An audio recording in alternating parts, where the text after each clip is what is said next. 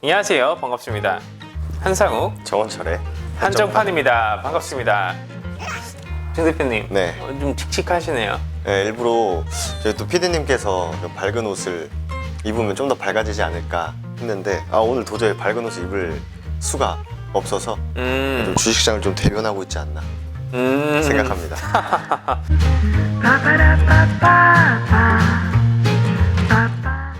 자, 그러면 이런 칙칙한 분위기가 이어가고 있는 가운데 오늘은 이런 주제를 가지고 왔습니다. 많은 분들이 이제 뉴스에서 많이 보시면 뭐 영끌이다, 인생 걸었다 네. 하는데 이 영혼의 매수 과연 언제 해야 되는 것인가? 왜냐하면 냉정하게 생각해보면 주식시장이 항상 빠지는 것도 아니잖아요. 물론 작년 8월부터 고점을 찍고 내려와주고 있지만 분명히 시장은 저점을 형성을 해줄 것이고 다시 한 번 더 강한 반등폭이 나와줄 거라고 저희는 보고 있습니다. 그러면 언제쯤 우리가 우리의 영혼을 걸 수 있는지, 언제쯤 우리의 영혼을 이 은행에 맡겨도 되는지, 네, 한번 확인해 보도록 하겠습니다. 영혼을 건다라는 표현이 그만큼 이제 매수하기 굉장히 좋은 시기다라는 이제 표현을 저희가 이제 말씀을 드린 거고, 그럼 진짜 언제 매수를 해야 되는지 한번 얘기를 나눠볼까 합니다. 이 공포감이 가속화되어서 이 두려움의 끝자락이 올 때 매수를 해야 된다. 당일 올라가는 주식도 보시면 이 상승의 끝자락까지 올라가요. 상승의 끝자락까지 올라가면 그 호가창이 있지 않습니까? 호가창을 보면 엄청 활발하게 매수가 진행이 되고 모두가 다 매수를 하려고 하는 그 심리가 붙습니다. 어마어마한 거래가 터지고요. 그리고 주식 시장이 고점을 찍고 또 내려오잖아요. 그럼 반대로 주식도 떨어질 때에는 이 하락의 끝자락에서 제일 공포스러운 이 물량이 나와주면서 주가가 막 떨어집니다. 마치 당장 하한가라도 갈 것처럼. 그쵸. 그러니까 너도 나도 이제 매도를 이거 조금이라도 10원이라도 더 높게 팔아야겠다라는 심리가 이제 계속 이제 생기면 생길수록 이제 매도가 이제 가속화되는 구간이 어떻게 보면 거의 뭐 끝자락인 경우가 굉장히 많죠. 이제 대표적인 좀 하나의 예시를 들어서 말씀을 드리면 조금 구체적으로 도움이 좀 많이 되실 것 같아요. 네, 구체적인 예시안 하나 좀 부탁드려도 될까요? 네. 일단 뭐 조금 사실 이제 시장에 되게 안 좋은 얘기들이 많잖아요. 맞습니다. 최근도 그렇고 네. 뭐 보통은 뭐 예를 들면은 뭐 금리 인상을 한다더라. 지금 이제 3월 달인데 지금 금리 인상 얘기는 계속 나오고 있죠. 실질적으로 인상은 하진 않았지만 할 것이다라는 이 불안 심리가 계속 시장에서 그냥 눈만 뜨면 아침에 일어나면 나스닥이 빠졌는데 뉴스들 헤드라인 보면은 금리 인상 가능성으로 인해서 뭐 나스닥이 어떻게 됐다. 맨날 이런 얘기가 나오는데 포인트는 계속 이런 불안 심리를 자극하는 요소들이 현실화가 딱 됐을 때가 이제 거의 뭐 클라이막스에 다 왔다라고 좀 해석을 해도 되지 않을까 생각이 돼요. 간단하게 정리를 해보자면 그동안 눌러왔었던 이 악재가 진짜 현실화가 될 때 저점을 찍어주는 경우가 많다라고 그쵸. 말씀해 주시는 거죠. 사실 이런 말도 있잖아요. 뭐 예견된 악재는 뭐 더 이상 악재가 아니다. 이런 말이 있는 것처럼 결국 뭐 예를 들어서 4월 15일 날 금리 인상을 하기로 되어 있는데 지금부터 계속 이 4월 15일 날 금리 인상을 하는 것 때문에 불안 심리가 계속 이제 작용이 되는 거잖아요. 근데 막상 또 4월 15일 날 예를 들어서 금리 인상을 딱 해버린다라고 하면 시장은 이미 뭐 그 전부터 계속 내성을 생기고 지내왔기 때문에 실제로 그 일이 눈앞에 딱 현실화가 됐을 때는 그렇게 뭐 충격이 많이 없다라는 경우가 사실 역사적으로도 많이 증명이 됐고 뭐 그러다 보니까 불확실성 계속 이런 안 좋은 심리가 현실화가 됐을 때가 좀 저점인 경우가 굉장히 많았다. 사실 정말 냉정하게 보면 최근 시장에 이 너무나도 불확실성이 많았어요. 대표적인 예시로 인플레이션 이슈 있어서 금리 인상을 하겠다라는 키워드도 있었고 그러면서 러시아 우크라이나 전쟁하겠다 이슈 붙어버렸고 그러면서 원자재 가격 폭등하면서 스태그플레이션 온다고 하고 그러면 경기 침체되는데 원자재 가격 올라가서 인플레이션 같이 와주고 있다. 이거는 공포감이다. 그러면서 러시아 이제 디폴트 이슈도 있는 상황이고요. 여러모로 너무나도 많은 악재가 같이 붙어버리다 보니까 어떻게 보면 근래 들어서 낙폭공이 정말 컸어요. 그거 아시나요? 중국 성장주 흐름 보시면 거의 이제는 대부분 다 포기 상황입니다.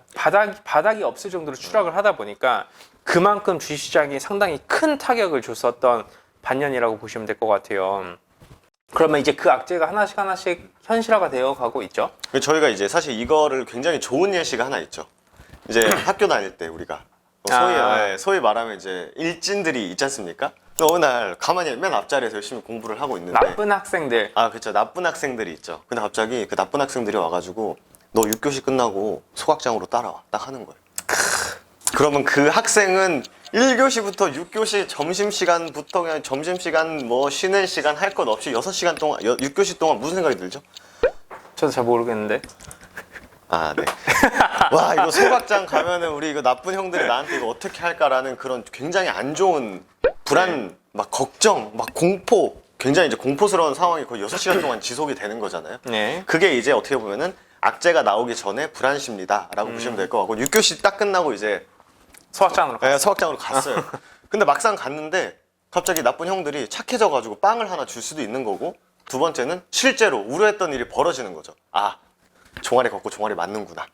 또 예견된 내 맞음이었기 때문에 뭐 맞고 나면 또 별거 아닌 것처럼 시장도 이 불안심리 1교시부터 이 6교시의 불안심리가 제일 공포스럽지 막상 6교시 끝나고 이제 소각장 가가지고 이제 나쁜 형들하고 이제 조우를 하다 보면은 뭐 좋은 일도 있고 나쁜 일도 있겠습니다만 결국 해소가 되고 다음날 또 아무렇지도 않게 학교에 가는 것처럼 시장도 6교시 끝나고 나면 별거 없다. 이렇게 또 이해를 하시는 게 제일 제 머릿속에서는 이 사례가 제일 좀 설명하기 좋은 사례였던 것 같아요. 아, 역시 이 경험담에서 나오는 사례는 상당히 좀 구체적인 것 같습니다. 제가 나쁜 학생이었을까요? 아니면 그 앞에서 이렇게 그러면 이걸 기반으로 우리가 보자면 사실 금리 인상도 이제 하죠? 금리 그쵸 인상도 이제 뭐 하고 거의 확실시가 됐죠. 전쟁도 지금 벌써 다 버렸어요. 네. 이제는 전쟁을 언제 종결하냐의 사실 싸움이어가지고 네네.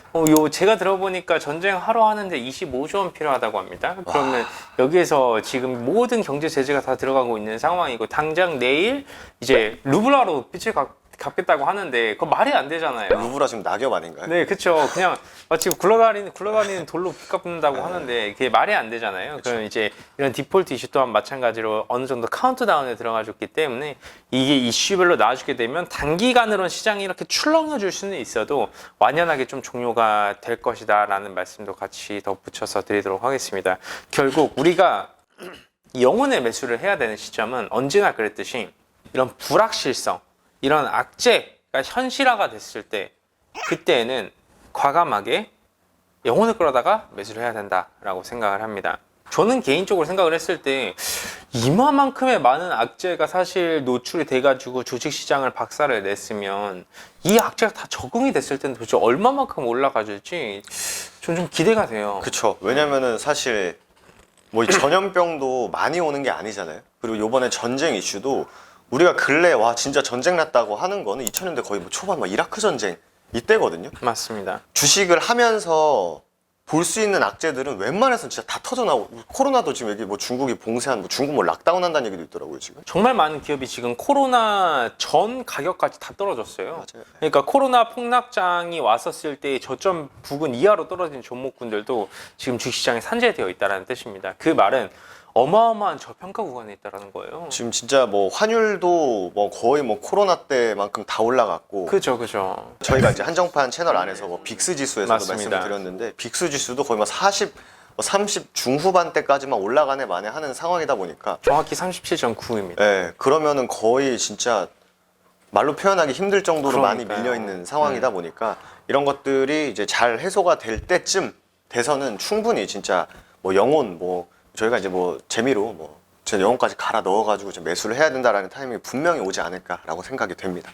네, 그리고 언제나 그랬듯이 하락장의 기회를 잡은 사람이 결국 부를 창출해냈습니다. 진짜 부. 왜 그러냐면 대세 상승장에 투자를 해서 버신 분들은 대부분 시장에 도움을 준 수익이기 때문에 그쵸. 토해내는 경우가 많고 하락장 이후에 정말 기회를 잡으실 수 있을 만한 그런 대담함 그리고 과감한 판단 능력 그리고 종목 선정 이런 게 있으신 분들은 어느 시장에 와도 사실 살아남을 수 있고 내 부를 지킬 수 있거든요. 그렇기 때문에 영혼을 끌어다가 매수를 해야 되는 이 기회의 장세가 사실 저희가 생각하기에는 얼마 남지 않았다라고 생각을 합니다.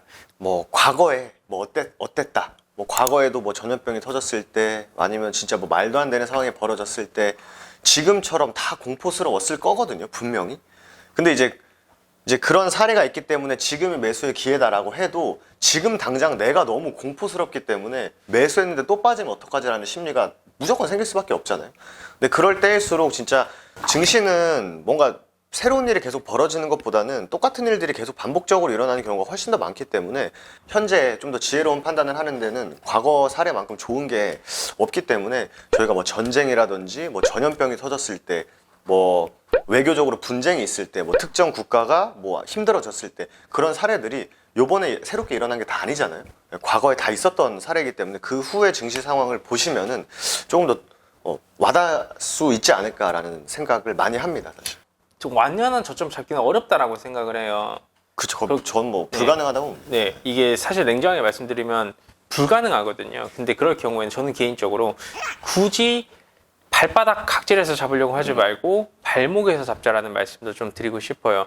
말씀하신 대로 막 진짜 내가 완전 최저점에서 막 점 콕 찍어가지고 여기서 사는 거는 진짜 전 불가능하다고 보고 그 저점을 내가 딱 찍다 하더라도 다 매수 체결도 사실 다 안 됩니다. 사실 뭐 일부만 딱 이렇게 되는 경우가 많기 때문에 어느 정도 밴드 구간을 좀 확장시켜서 만들어 주는 것도 중요할 것 같고 발목에서 잡으라는 것도 충분히 바닥인지 아닌지를 확인하고 고개를 슬쩍 들 때 매수해도 그 퍼센테이지 차이가 그렇게 많이 안 나거든요, 사실. 맞습니다. 네, 난다 하더라도 그 퍼센테이지 차이는 내가 안정성, 위험을 좀 줄일 수 있는 것으로 충분히 보상받을 수 있기 때문에 너무 막 바닥에서 살라고 그렇게 하시는 것보다는 아 진짜 바닥이구나, 아 진짜네, 바닥이구나 하고 이제 고개를 살짝 들 때 매수를 해도 절대 안 늦는다는 말씀을 꼭 드리고 싶어요.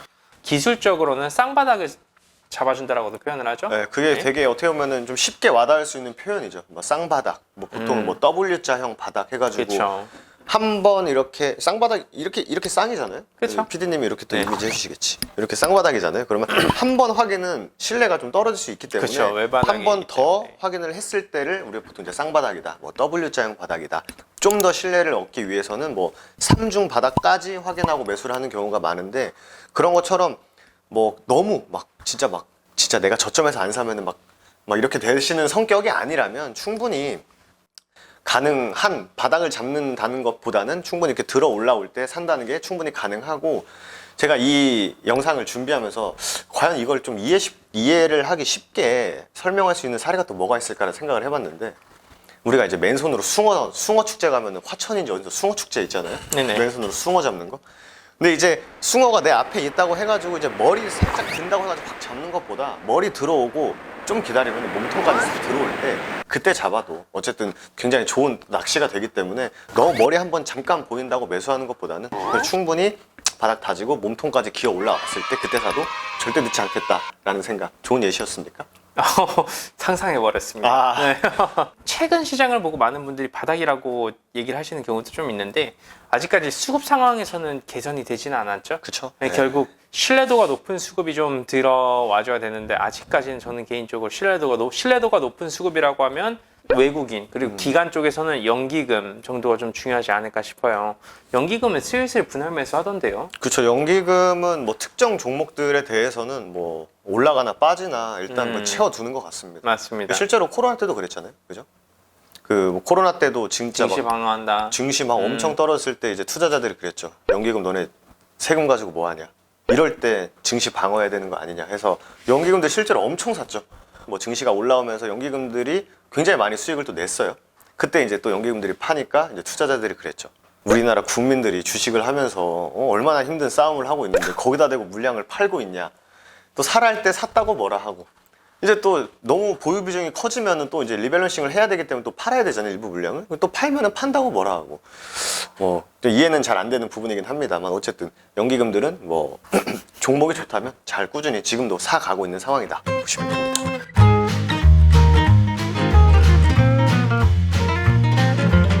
오늘은 간략하게 영혼을 끌어다가 매수를 해야 되는 시점에 대해서 말씀을 드렸습니다. 이게 저희가 최대한 쉽게 풀어드리기 위해 많은 노력을 하고 있습니다. 뭐 세부적으로 여러 가지 지표들 다 이렇게 해서 보여드릴 수는 있으나 이게 어떻게 보면 받아들이는 사람 입장에서 이해를 하지 못하면 그게 도움이 되는 영상은 아니겠죠? 그리고 재미도 없어요. 재미도 없고. 그리고 기본적으로 저희가 말씀드리는 취지 자체가 원리적인 부분을 말씀드리기 때문에 사실 위와 같은 그런 모든 경제 지표를 다 체크를 해서 하시는 것보다 필수적으로 체크를 해야 되는 키워드만 잡아가시면 충분히 영혼을 끌어다가 매수할 수 있는 시점 여러분들께서도 포착하실 수 있지 않을까라는 말씀드리도록 하겠습니다. 자, 좋습니다. 오늘 간단하게 이 정도까지만 진행하도록 하고요. 다음 영상에서는 훨씬 더 재미있고 알찬 유용한 정보로 찾아뵙도록 하겠습니다. 한상욱, 정원철의 한정판이었습니다. 감사합니다. Ba-ba-da-ba-ba-ba.